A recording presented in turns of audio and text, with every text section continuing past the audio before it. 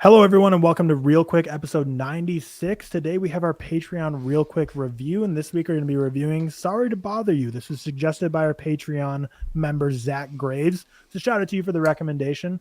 This is one, honestly, that I've just been putting off for like no reason. Like I almost pressed play on it like months ago, and I've just been kind of like, I need to watch it, and it just kept slipping past my radar, but I'm happy we finally watched it.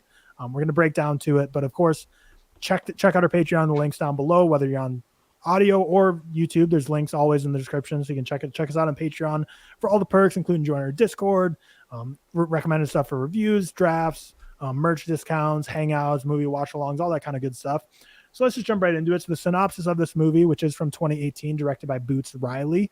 This is in an alternate present-day version of Oakland, black telemarketer Cassius Green discovers a magical key to professional success, which propels him into a macabre universe. This is really like a genre bending film. I'd say it's definitely like a comedy while also being fantastical, science fiction, honestly, some like horror elements in there, like low key, like it's not like scary or anything, but like the way the movie plays out kind of can play out like a horror movie. So really this bends all kinds of genres. It's all over the place, not necessarily in a bad way, but just touches on a bunch of different genres here. So we're going to break it down. We're going to start by talking, non-spoilers at first and just kind of give our overall thoughts, because as we've been doing, which is another great recommendation from Seth, we aren't posting our reviews on Letterboxd unless it's a rewatch we'd already seen. So our reviews have already been out there. So we kind of hide our scores, and then we'll update them later when we release an episode. So I'm really interested to hear what you guys think, because I have no clue what you guys think. But I'm going to start off with Seth. What are your overall thoughts on your rating for Sorry to Bother You, starring Lakey Stanfield and Tessa Thompson, right? That's her name. Yeah, Tessa Thompson. Yeah, so I'm kind of the same as you, Tyler. I've had this on my watch list for like ages. Is this an A24 film? It's not, is it? No, but it feels like it could be. It does, yeah, I get that. So I've had this on my watch list for ages, and yeah, I really, really liked it. Really liked it. I think. Wow. I like that we're not showing our reviews before these now, because it's so interesting to hear what you guys are exactly. thinking. Yeah. I think it was really great. I think it's unique. It's ambitious with its commentary. There's so much in it in terms of commentary on race, capitalism, climbing the economic dream that is so heavily pushed within our capitalist structure. Things like the modern slave trade and slavery and stuff like that. But then I think it's also funny. It's original. I think Lakey Stanfield is just so good. I actually didn't know Stephen Yeun was in this as well, so it was a nice surprise. Oh yeah, I forgot to mention that. He's like he's like 10th on the cast list right now, which is crazy. Yeah. That was quite a nice surprise. And I think the best thing about this film is that I didn't even do anything beforehand. I didn't even read the synopsis of this film. I hadn't previously read the synopsis or anything, because I just think I was told to go into it with a complete blank slate, and that's exactly what you should be doing, because it just throws so many curves, bends at you. And I think I'm a sucker for most things surreal, and almost being in this kind of alternate reality, but having things to provoke thought and having just an overwhelming amount of enjoyment as well, because I think some of the sequences of this were really funny, especially when Lakey Stanfield just kept doing the voice all the time. I just think that's hilarious. Like, it really got me. And it also kind of when I used to work in telemarketing and stuff like that. I used to work in sales centers. Exactly the same when I was younger. And there are things that kind of are so true when it comes to climbing the ladder, and kind of how companies will go about things to make sure that you're on their side of equations like this. And I just think it was so unlike anything I've seen. We've seen films have a similar commentary perspective before. Many films have done the same sort of thing when it comes to showcasing that. But I think it just did it in such a weird way that I really, really enjoyed. That, yeah, I thought it was great, and the ending really just threw me off as well. It's fucking crazy, man. So rating wise, I'm not sure. I'm gonna be like a 4, maybe a 4.5, maybe. Nice. Like, I really, really enjoy this a lot more than I thought. Like, in the first 10 minutes, I was like, this is gonna be good. I can tell. I think Lakey Stanfield just has this presence I really enjoy as well. I just really like him as an actor.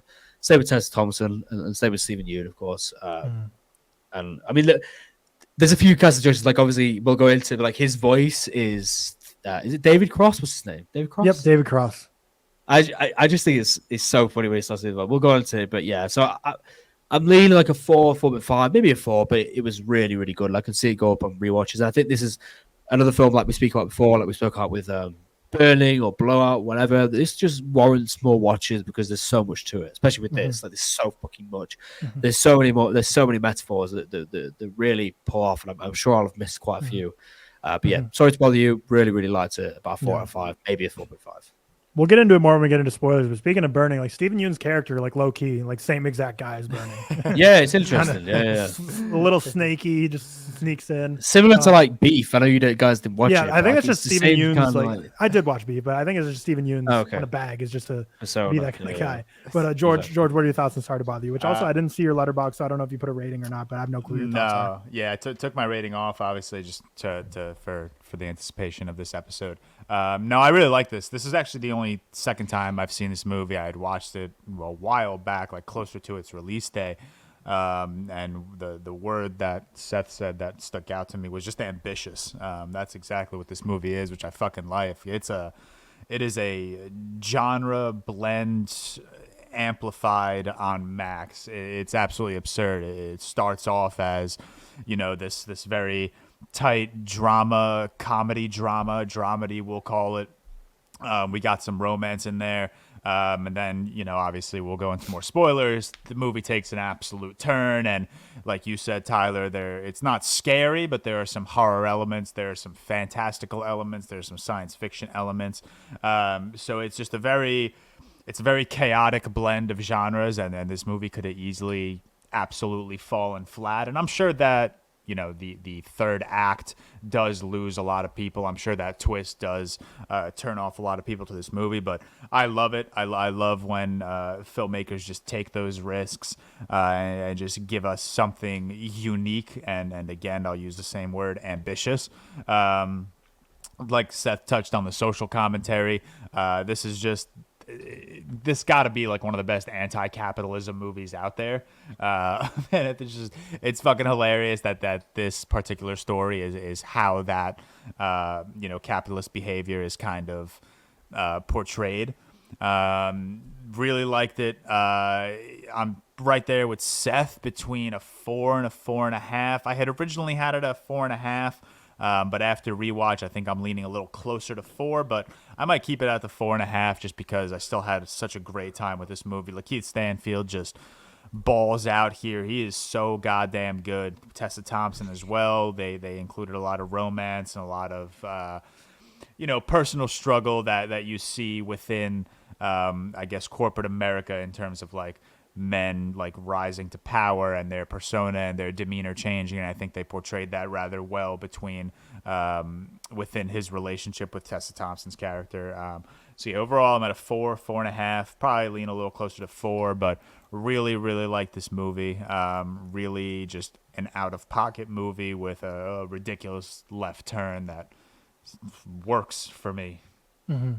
Yeah, I'm a little lower than you two. I still give it a 3.5 stars, so I still definitely liked it. One thing that's interesting is Lakey Stanfield was actually only cast in this because Donald Glover, Childish Gambino, was the lead, but then he was in Solo, which took him away from this. So would have had a Donald Glover, Danny Glover little action. But I think Lakey Stanfield is a much better option because this is not a discredit to Donald Glover's acting ability. I think he's a great actor, but I just don't think he can put that on edge. Like Lakey Stanfield just can play that character where it's just like something like there's like a little screw loose, like something's a little missing there. Like it feels like at any moment he might snap. Like I feel like Donald Glover wouldn't have been able to portray that as well as Lakey Stanfield did, who I thought was great. But yeah, I enjoyed this one. It's a heavily socioeconomical, sociopolitical plot here. And what I think it's more creative and abstract than like an Adam McKay movie, but in terms of like a lot of people criticize Adam McKay movies for being like super on the nose and super like in your face, like, oh, here's my social commentary. I feel like this one is like sort of like that, where like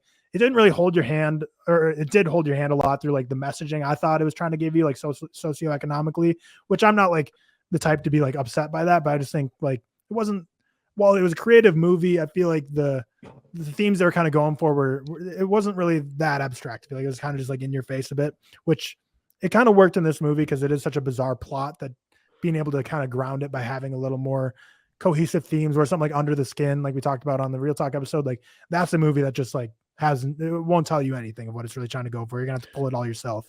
But I enjoyed this. It's we'll kind of just get into spoilers now because I kind of just want to go through the timeline of how this movie unfolds. But overall, thought it was a great socioeconomical commentary. The acting was great. I loved all the cast. And it was just a very creative movie by Boots Riley. Very, very off-kilter, oddball kind of movie. So let's jump into actually talking about the film. So basically, Cassius Green and his girlfriend, who's played by Tessa Thompson, they're kind of struggling, not really making ends meet. They're living in basically a garage of someone's house. So really just not having a great living situation. They're behind on their rent. She's an artist. So obviously, as everyone knows with artists, like it's pretty hard to make a consistent living doing that. And he's just trying to kind of keep them afloat. He has like a really a lemon of a car that's just breaking down. So basically he finds a job at a telemarketing agency. And also in this world, there's something called, is it Wayfree? The company name, something like that. Yeah. So basically there's a company that's a big theme in this movie, or a big plot point in this movie, that offers anyone who's struggling to come work for them. They'll get free housing for life, free food for life, free like medical, everything's taken care of. But basically in return, you're just working as a dog in these factories, basically sweatshops making the latest smartphones, the latest technology and gizmo gadgets for the rich people. And you're kind of just fed slop and just packed into a little rat house of like 10 people per room.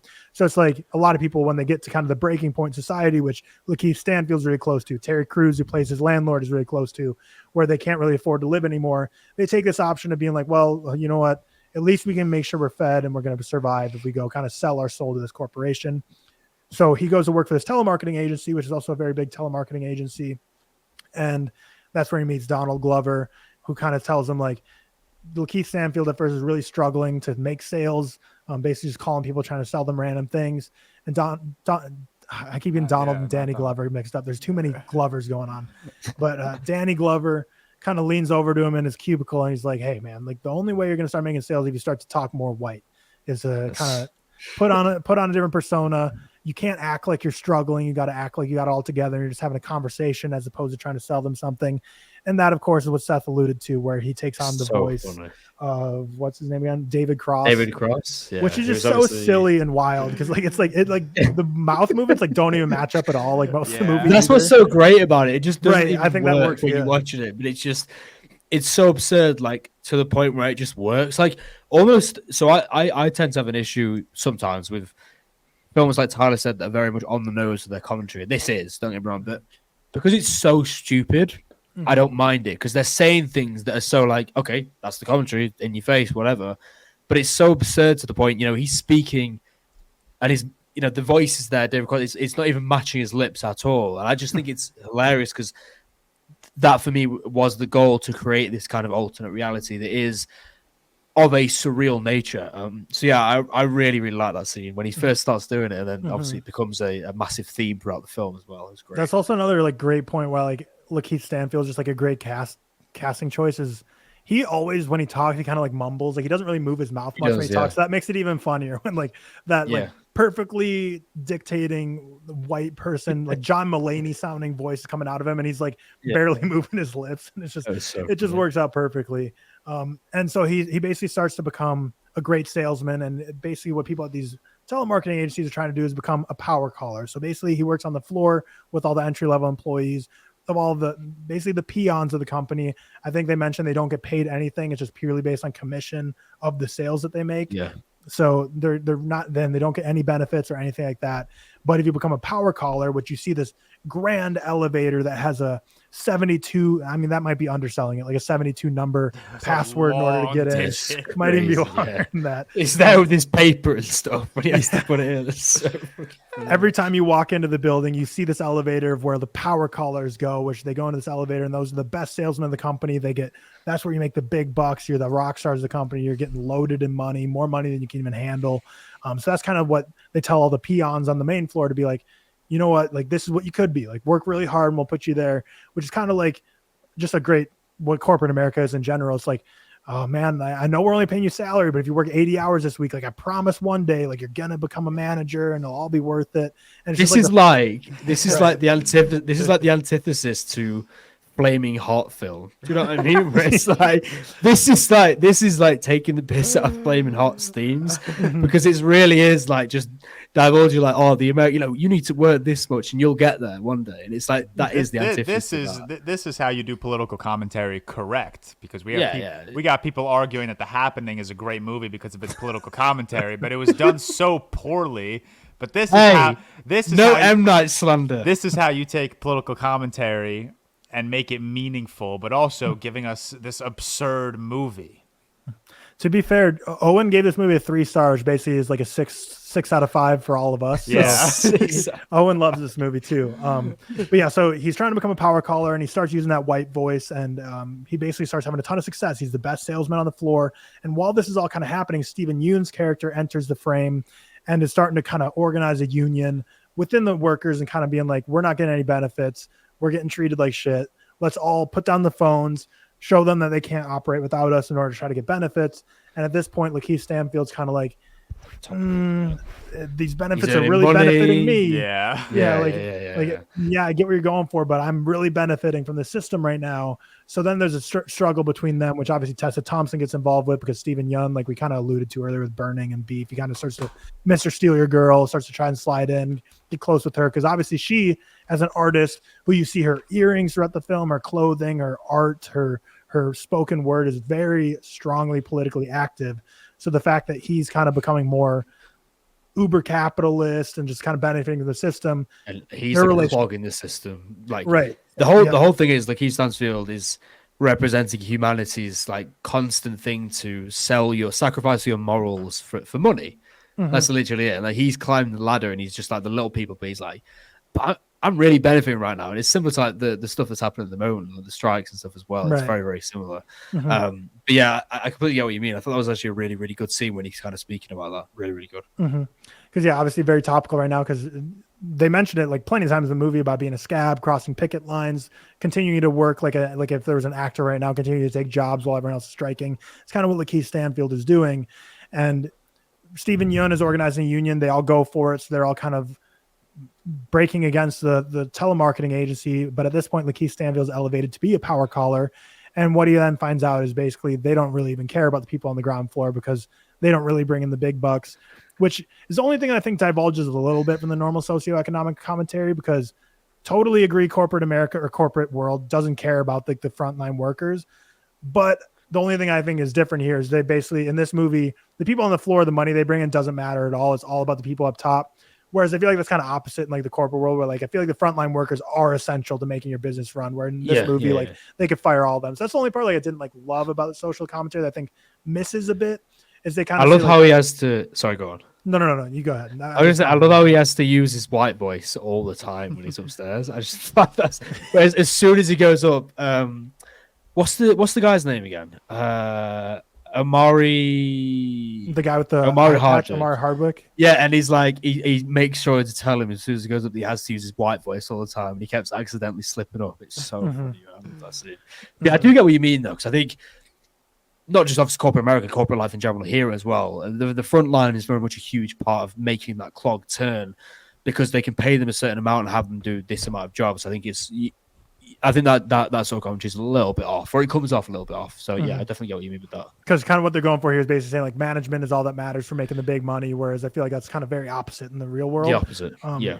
But yeah, so he's a power caller at this point. He goes up top. The crazy password. He gets to be basically in the fraternity house of sales bros and sales women that are all, just the classic Wolf of Wall Street type people that are just raking in money. And of course, once he gets to be a power caller, he finds out that their client that they're selling for is the Wayfree company. That so they're kind of doing the business aspect of Wayfree takes all these people who are in their last line of life, gives them a job to work in these sweatshops, and then what Lakey Stanfield and the power callers are doing is selling businesses like a fictional version of like a Samsung and an Apple to be like, hey, look, we can produce your phones for way cheaper if you go through Wayfree. So he's kind of doing those deals, and he starts to make thousands and thousands, tens of thousands, maybe hundreds of thousands of dollars in these commissions from these massive deals. He's closing multi-million-dollar deals. He gets a brand new apartment, really rich. This is the point where Tessa Thompson and him kind of completely fracture, and Steven Yeun comes in. And I kind of want to get to the point where I want to get your guys' thoughts where the movie really takes a turn when Armie Hammer is introduced to the film as the CEO of Wayfree. And George. So when Armie Hammer comes in and we're at the party, which is like a stereotypical rich person party of just like naked women and drinking. And then drugs. Like, yeah. Just What are your thoughts? Full chat GPT, stereotypical rich person party. That's exactly what they did for this movie. No, that's obviously when the movie took a turn. The only thing I wrote in my letterbox was from dusk till dawn level left turn, because that's like Perfectly put. just jaw-dropping moment, like when Lakey Stanfield just like walks into that like shower or like that locker room and then opens that door and a fucking horse comes out and then everything unfolds after that. The horse cock. Yeah, the horse cock. The funniest scene is when Lakey Stanfield asks Tessa Thompson's character, is like, "Can you look at my dick? Is it getting bigger at all?" And she's just like, "Not really." But no, that's like one of those like just swing for the fences, just be as ambitious and audacious as possible third acts that you could see in film. It's like I'll plug this movie as much as possible because I absolutely love it. It's like Danny Boyle's Sunshine, which I don't think you've seen, but the third act essentially just a complete gutted left turn, just swinging for the fences, and for me it works. For me, it just kind of like the whole movie was just this absurd capitalist montage, this absurd anti-corporate America film, and that final act is where it really just like, let's just see how absurd we can make it. Like, we're already at this point where like we've established this film as being just ridiculous. Put on your white voice, getting in an elevator and the automated woman is going to tell you she's going to suck you off. Like, we're like, like it's as absurd. This movie is as absurd as it already can be. So they were basically like, fuck it. Like, let's just take it one notch higher in this third act and really tie everything together. And again, I said this earlier, I could absolutely see if people hate that third act. I could absolutely see if you were loving the movie up until that point and that's where you kind of turned your brain off. But that it just works for me with the commentary that this film was going for, with the story this film wanted to tell. It made sense that they were going to take it to some place that absurd. Yeah. One of the most powerful scenes happens in that party for me when he goes into the room with all the elites and it's his first time there, and basically they're like, rap for us, like dance monkey, and it's powerful imagery too, how he had to sit on the floor in front of everyone. All of them are elevated looking down on him. I thought that was a really greatly directed scene, and I feel like that's kind of one of the main themes I took away from this movie is kind of the false promise of the melting pot of America. Everyone always talks about, oh, America's a great melting pot. It's a new country historically in terms of it's only been around for just over 200 years. Everyone here is from other countries pretty much. But what this movie kind of shows, which I think is very true in real life, is just like the elites of society don't want it to be melting pot. They very much want us over here, you over there. You stay in your lane. I want you to rap for us. I want you to sell things for us. I don't want you to be my buddy. We're not that level. We still want you segmented away from us. I thought that was a super powerful scene. That was really good. It's just perfect. I mean, even like a perfect casting choice now because of Armie Hammer's allegations. But even back then, like, coming from the Winklevoss, like that's pretty much all people really knew him from, to this, I thought was just like such a great, because he just plays that role so well of an arrogant douche who you just hate. He looks like one as well. Like he fits the role so perfectly, doesn't he? Definitely.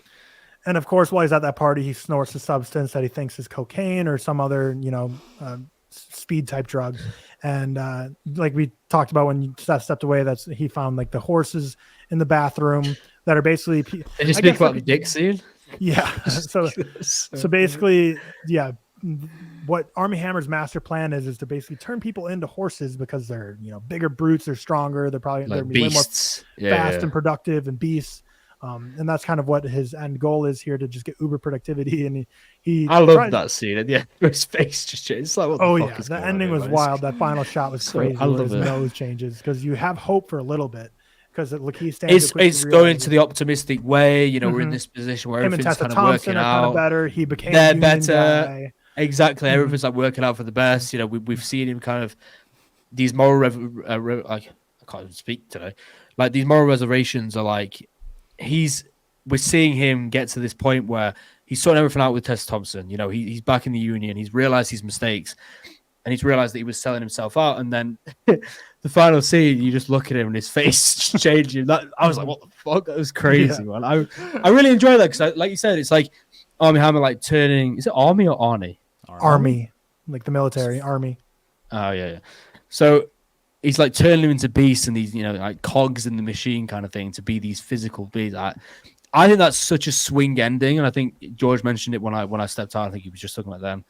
It is something where I can see that kind of turning people off in a way because it is fucking weird. But I feel like now they're already at this point where they've put so much weird shit in the film. Let's just take it further. Do you know what I mean? To have this big swing, it really worked for me. I really actually liked the ending. I thought it was just fucking. When I saw his face change, I was like... Someone commented on a Letterboxd review saying, this has to be one of the worst movies I've ever been forced to see. I will never forgive my college English professor. So it is a divisive film for sure. It's funny because it's like, this is like the reception to this from what I've seen is like a kind of new age Lynch, for example, in the way that Lynch will put things in that are to A, cause conversation, but B, are also just completely surreal to the point where you almost look at it and you're like, what the fuck is going on right now? And he loves that perception. So has this director done any other films? I don't know if he has. I've never heard of Boots Riley. Let me check real quick. I haven't. See if he's done anything else, but he did one. It's the TV series. TV series. I'm a Virgo is a movie from this year. That's a TV series. Oh, it's a TV series. Okay. It's on George's and Owen's watch list. So look, these two are just best buds. But I think beyond the final scene or the final shot for shock value of him turning into a horse, I think it's actually like the boldest political statement this movie makes, because kind of what Boots Riley is saying here is that, yeah, he didn't only join the union side. He became like the champion for the union. He got all the changes made. He was like the biggest advocate politically. But kind of what Boots Riley is trying to tell you, or at least my interpretation of the final scene, is the damage is already done. He already sold his soul and he kind of flipped to the other side, became like the worst in society. And it's kind of like, even though you kind of learned from your mistakes and went back, I feel like he's kind of saying like, it doesn't matter. The damage is done. You're kind of already a lost cause, which I think is a really bold stance to make. 100%. I agree. But yeah, anything else you want to say? I think it's a 3.5 for me, but I feel like I kind of want to make it a little higher because this is a movie where the entire runtime I like almost had a grin on my face. Like I was just enjoying this whole movie. Like it's just so fun, so wild. All the performances are great. So much crazy visuals. Just you can't put it in a box of any genre. And yeah, I really wish Cam was here because he's obviously a big hater of the cock and Beau is Afraid. Weird shit. He hates. Wanted to get his wanted to get his take on the Sorry to Bother You cock, but he did rate it 4.5 on Letterboxd, so he does really like. Oh shit! Oh, I didn't say rated that. He gave it a 92 out of 100. Well, he watched it like over a year ago, so that's what his initial review was. So maybe he's changed his mind, but he's a big fan of like Adam McKay, so I feel like he kind of really likes the in-your-face political commentary movies like that.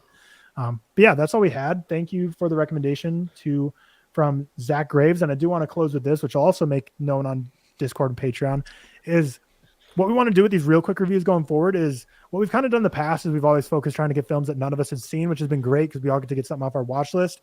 But obviously those might not be the most interesting for you all to listen to. So you feel free to recommend films like a couple of us have seen, all of us have seen, because I think it'd be really fun if next week's real quick review, we're just doing Goodfellas or just doing like an episode dedicated to like a classic film.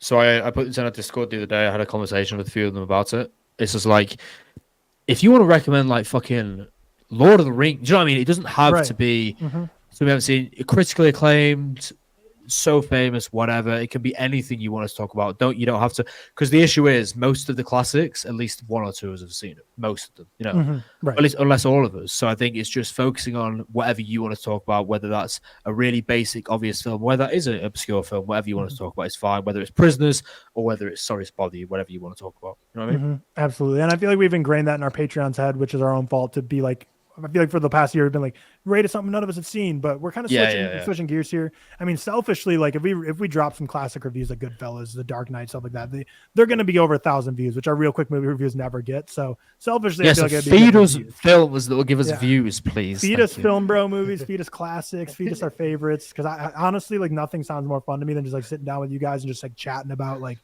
I don't know, The Departed or something for 45 minutes. Like it sounds like a blast. So or like Blair Witch Project. Talk about that. Oh yeah, what a good movie! Perfect for October. It'd probably scare the hell out of me. I was talking to George the other day. I'm it wouldn't. Will The Visit scare me? I haven't seen it yet, but I'll continue with my M. Night slander. Blair Witch is better than every M. Night movie. I'm surprised you don't like The Visit more because I didn't think you. I feel you talk about The Visit so highly, but Blair Witch lowly. But I feel like it's more because The Visit's not that highly rated. So is lowly a word? Is lowly a word? When you talk as fast as I just did, no one questions it except you. You just kind of got to. I'm good at capturing these things. I did it to you earlier as well. Oppenheimer in the movie Oppenheimer called Louis Strauss a lowly shoe salesman. Oh, perfect. Oh, shit. Okay, fair enough. Only With you would that, know with that sneeze, we'll end the episode. We will see you in the next Real Talk.